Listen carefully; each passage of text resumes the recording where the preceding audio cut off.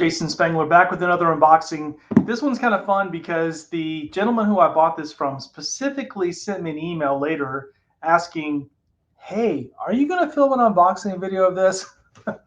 So yes, this qualifies as the unboxing video for this collection, and I hope he enjoys it. This collection came from Wisconsin. I don't usually get very many collections from Wisconsin, but I am super excited to open this one, see what's in here. I did try to go back just a minute ago through my notes and see if I could find some pictures of what all is in here, and I wasn't able to. So, you know, when that happens, I don't really get too bummed out because it sort of adds to the excitement of me to kind of see what's in here. But I do like to see the notes are, because then I can help narrate a little bit more of what I'm going to see in the collection. So here we go. This is a total surprise for me. I have not looked at the notes or looked at the conversation, and so I'm not familiar with what's going to be in here. So kind of give you the look here. We can see red beret on top. That kind of clues you into 1970s. Right underneath that, I can see a 1969 souvenir neckerchief from the Jamboree. So we kind of figuring out the time period that this stuff is from. So let me start pulling some stuff out and laying it to the side, and then we will kind of go through here and see everything and do a proper unboxing for this collection. Cool, cool. All right. Some more stuff from the Jamboree. All right. Getting towards the bottom. Again, I'm just unloading this box so we can then go through and see all the cool stuff that's in here.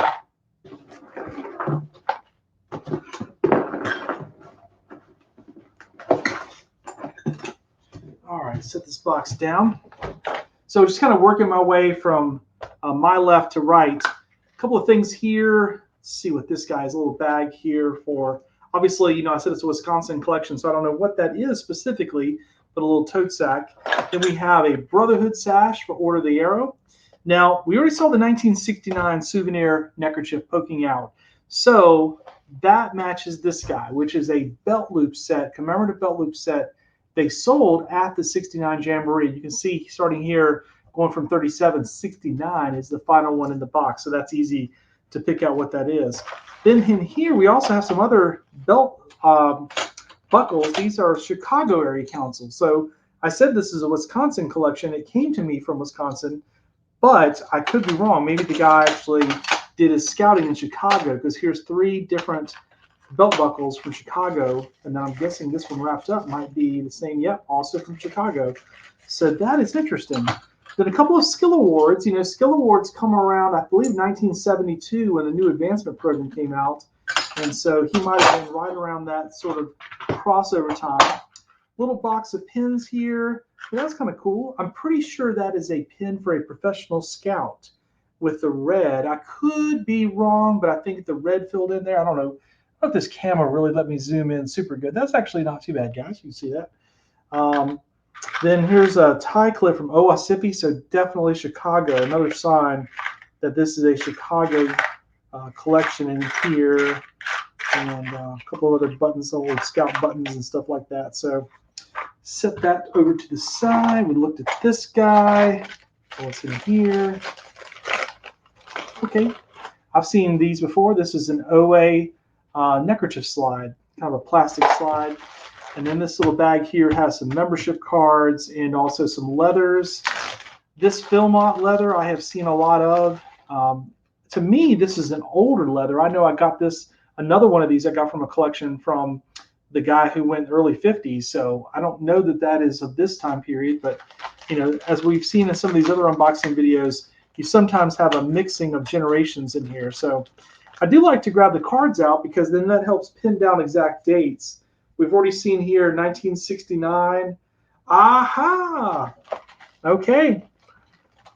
You know, the cards tell a story. And so let me pull the cards out, because just a second ago I said, well, you know, I said, I think that is a pin for a professional scout. Okay. Then turns out, here's a membership card stating this guy was a field director of the Chicago Area Council, December 1969. In 1970, he was the exploring executive. Then in 1971, he goes on to the Miami Valley Council and becomes the director of finance service. And it looks like he was also involved with a local unit, unless that is his son. Let's check the names.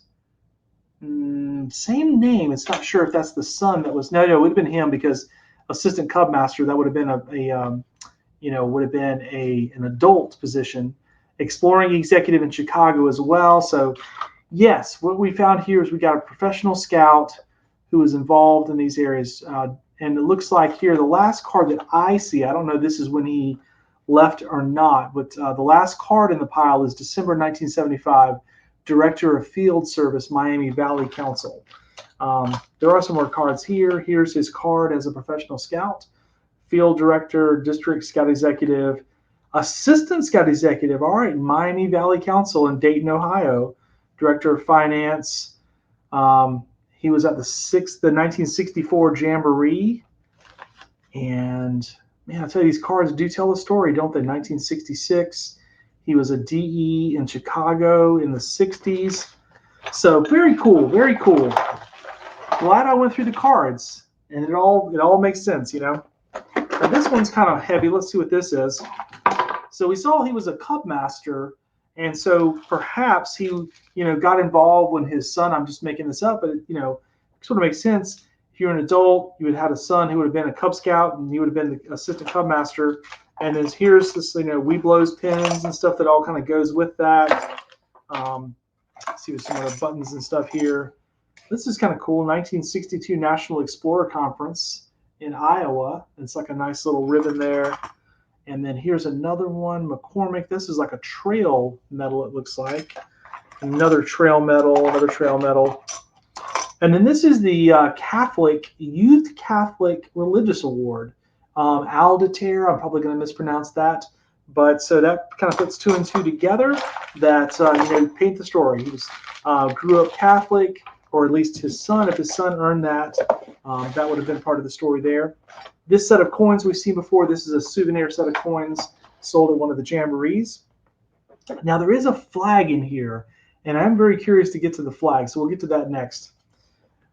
Boy Scout, Wabaningo, Scout Reservation. Love these felt pennants.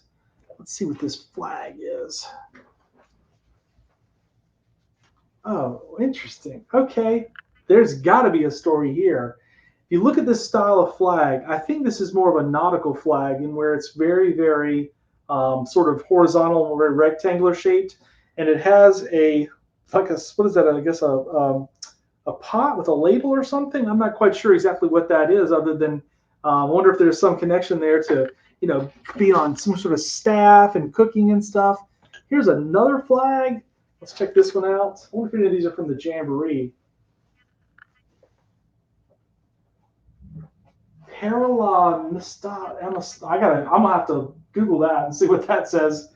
Parala Amistad. I don't know what that is. But again, a really long flag that has that narrow ending there.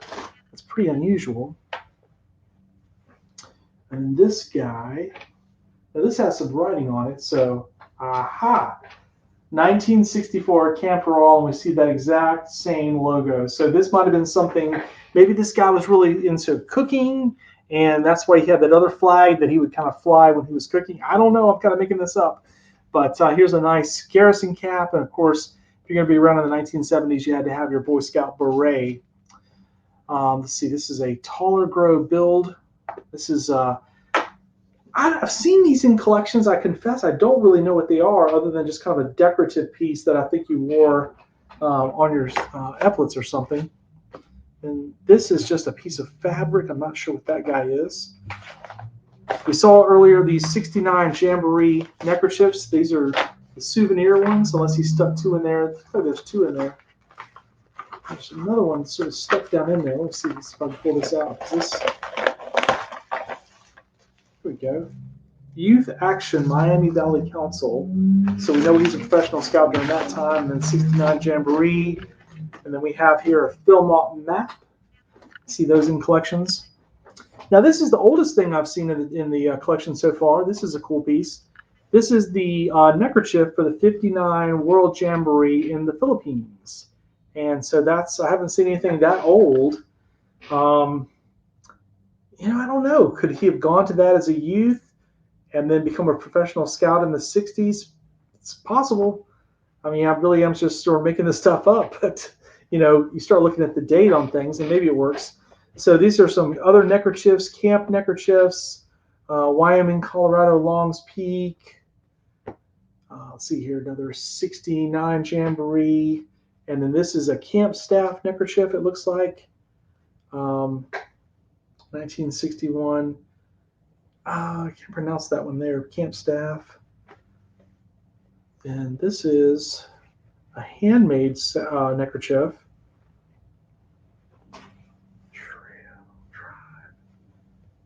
Huh.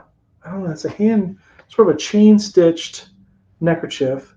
Obviously, we know what a Weeblo's neckerchief looks like, so we'll put that to the side. And a couple more here. These being folded over. These is a Jamboree one from '64, trail one, and another staff one.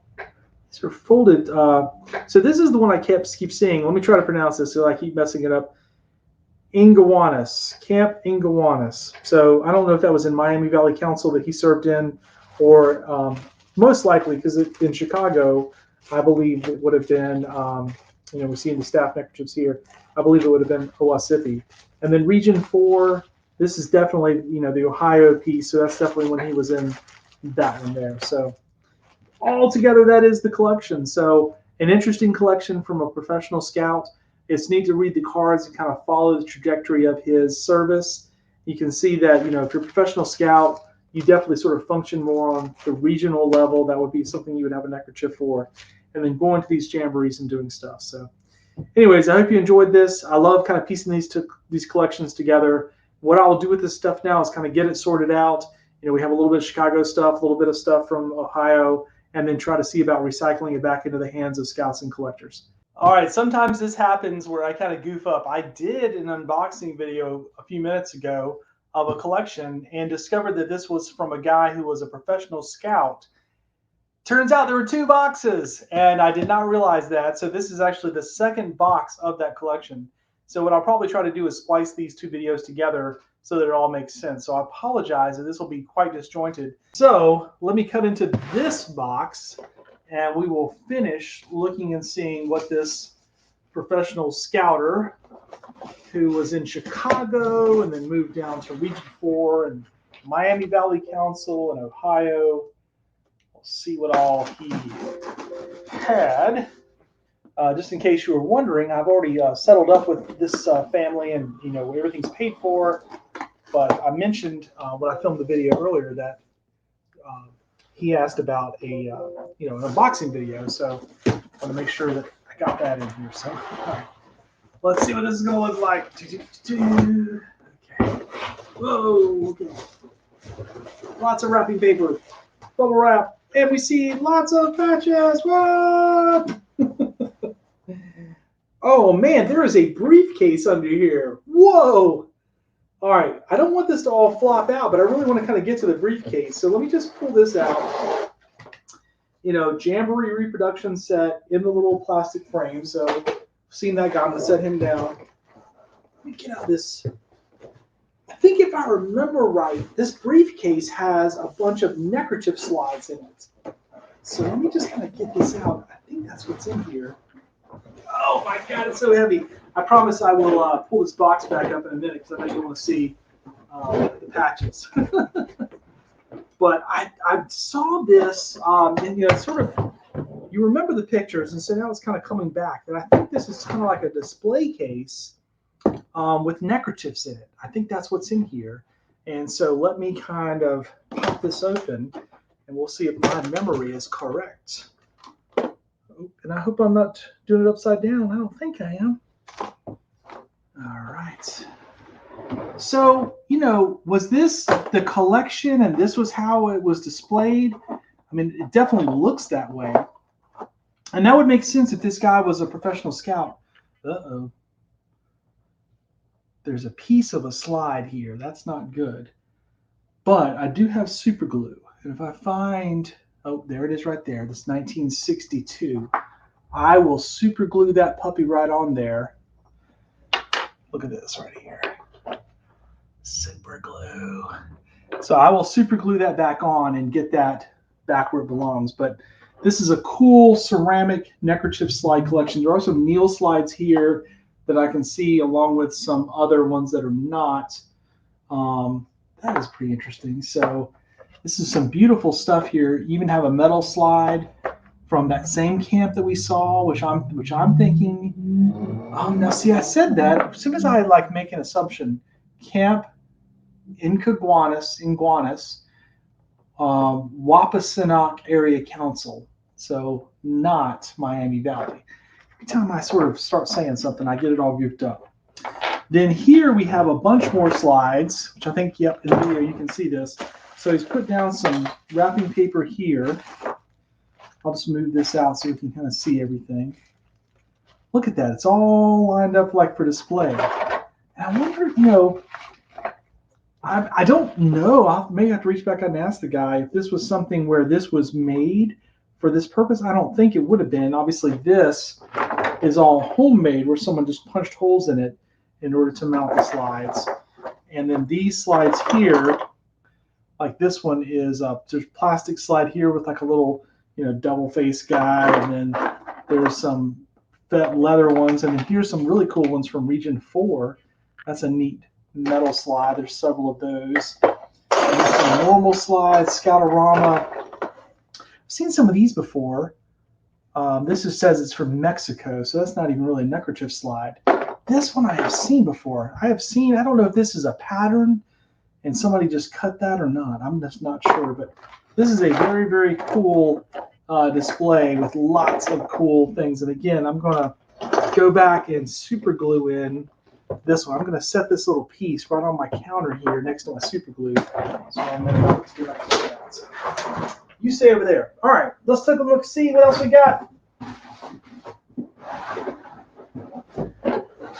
Doing this in pieces now. There was a box down in there, so let me pull this up. What do you know? More neckerchief slides. Oh, cool. Different kinds of rocks and gemstones there. Some of these are also sort of like rocks and stuff, maybe things he was going to make slides out of. There are a few Neil slides in here, but there's also some I've seen these before where you have like a cow vertebrae and someone turns it into a slide, that kind of stuff. This is sort of, you can see kind of the pattern here. Sunrise. This one's painted. These are ceramic slides that you make with molds. But then there are some more Neil slides here as well. So cool stuff there. Cool. Set that to the side. And then I'll bring up these bags that are in this box. Make sure you get to see everything. Okay, set this up, and that, and that, and that, and this, and this, and this, and this. I love how everything's in bags. Sometimes I get collections where this stuff is just like they dumped it all into a box, and then it's just like, blah, it goes everywhere. So this is much, much easier to kind of organize. And so not sure where to start exactly, but we'll grab this guy here. On Jim Bridger Council, normally when people organize stuff, like I can see that these are all 3-inch rounds, then, as far as my collector brain goes, I wonder if there's sort of a rhyme or reason to it. So Shelby, that looks like a district event patch. Here's a Reason 6 patch. That's a plastic back replica reproduction. That's an original Region 12. So here's a little coaching you can do. I've done this before in videos, but it never hurts. You never know who's watching. So the BSA did reproductions of the Jamborees and of the Region patch sets in the early 1970s. This is the reproduction. This is the real one. The reason you can tell, you look on the back, this is cloth back, and this one is plastic back, okay? So that's how you tell the difference. And used to be that Region patches were pretty well, people really treasured them. They were hard to get, especially some of the regions. But when they did the reproduction set, just kind of killed the value on those. So see another 5 or 3-inch rounds here. Here's, again, if we go back and say he worked for this council, here's some camp patches from Miami Valley Council. They had the Woodland Trail. This little guy right here, it's going to escape me. Of course, I'm looking at him like, what is the name of that little character? But they had this little character that was kind of their mascot. Somebody right now is watching this video and shouting it at me. It's so-and-so, blah, blah, blah. Yeah, well, sorry, I can't. Jiminy Cricket or something. I can't remember his name. So these are all 3-inch rounds. in this bag. So that's pretty cool. A lot of event patches, some council patches, region patches. Set that to the side. Here's some odd shaped patches. Again, there's region 2. I'm sure that some of those are the reproductions, but maybe he has a legit one under there. Set that to the side. And then here's some more patches here. This is that camp that we've seen already when we saw the Neckerchiefs. And there's actually a, check this guy out. That's from North Carolina, Wright Memorial Trail, right? Unless Wright Memorial could be in Ohio, right? Weren't they from Dayton? So I don't know. Maybe that's not what I'm thinking of when I think of the Wright brothers in North Carolina. You think of Kitty Hawk. American Heritage Trail. Now, I'm not familiar with that patch. I don't know if that's one that's a Boy Scout one or maybe a trail or something you did. So there's some interesting stuff there. Again, here we go with the more region patches. He decided to divide those up. There's a 1960 Jubilee Anniversary Order of the Arrow patch there. There's an OA event patch in there, and then there's this other patch, a regatta patch from Iowa. That's kind of interesting. Then here are some patches, some position patches. And again, this is where we see him having been a council executive. This red, which matched the collar brass that we saw before, that's council executive. And then moving into the next generation, it says council executive here. So that's the position patch that would have come after that. Then there's just some rank patches here. There is one behind here I want to pull out because it looks a little different.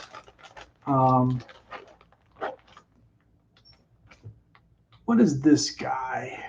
Kishawam? That's an unusual looking patch with the arrow through it. I mean, it doesn't look like a camp patch or an activity patch. I will have to research that one. That's just an unusual one. It doesn't look like anything I've seen. Then we, of course, have some Sea Scout patches you can see in the bag as well. So this is kind of like the insignia bag. And again, more region patches. There's some camp patches in the back of this. You might want to just peek at to see what camp that is. I think that's Lakota, right? No, Wakota. Sorry, Camp Wakota. And there's several of those. And then other random stuff here. That sunrise we saw. I need to figure out what that is. We saw several Neckerchief slides a second ago, and this looks like a generic thing. So is it a district patch? It looks to me like a district patch, like Sunrise District, but it's not clear to me if that's what it is. But that's my guess, is that would be Sunrise District. And then there's some trail patches in there. Some more patches in this bag. Let's see what we got.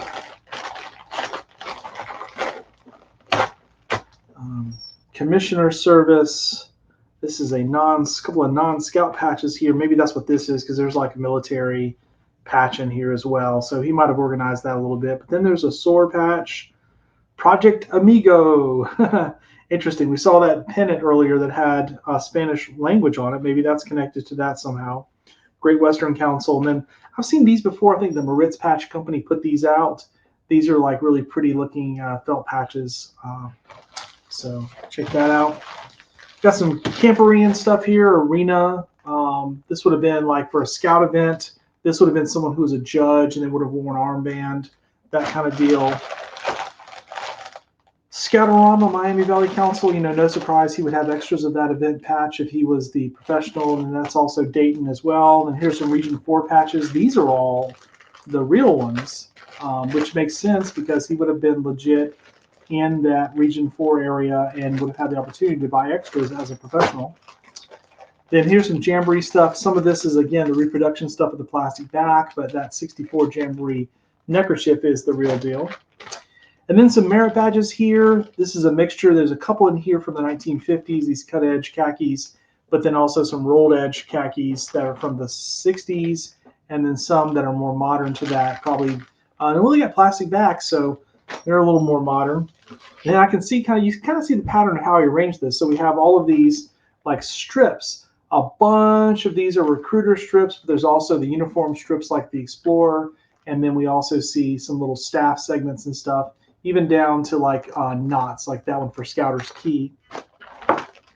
Just a little bit of Order of the Arrow stuff. This doesn't surprise me at all either. A lot of professional scouts, their whole life is about scouting, and so if someone says, hey, would you like to come to like spend all these extra weekends playing out in the woods with the Boy Scouts with Order of the Arrow, unless you were like the staff advisor, that probably was not a big draw. So there's not a whole lot of OA in this collection.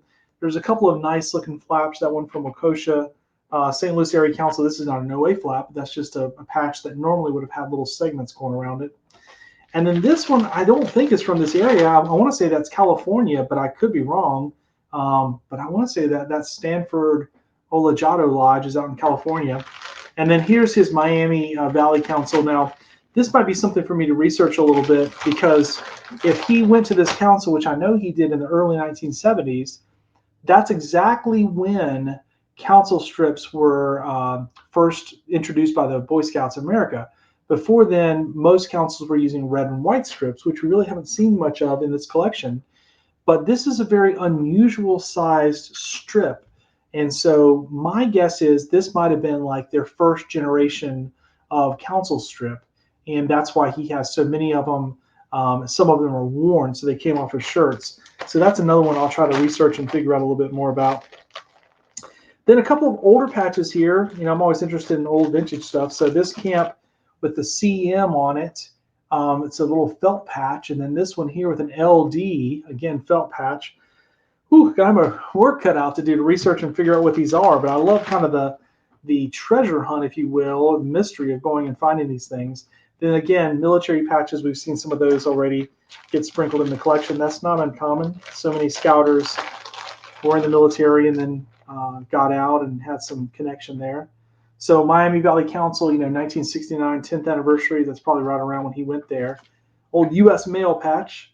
I'll offer to give that to one of the ladies who comes and gets my mail. And this is some kind of Order of the Arrow patch. This is unusual with all the writing around it. Oh my gosh. I mean, can I even read all that? 1971. I don't know. It says Soaring Arrow, and it's got the soar symbol on it. I have no idea what all of that gibberish Indian writing says. Well, I said a minute ago about the CSP, and now I look over and I can see a big old bag of red and white strips. So here you go. This is everything that the Scouts would have worn prior to like 1973 or 1972 when they rolled that out. So I'm not sure if we'll see the Miami, but here's the Chicago Area Council. Yep, here we go.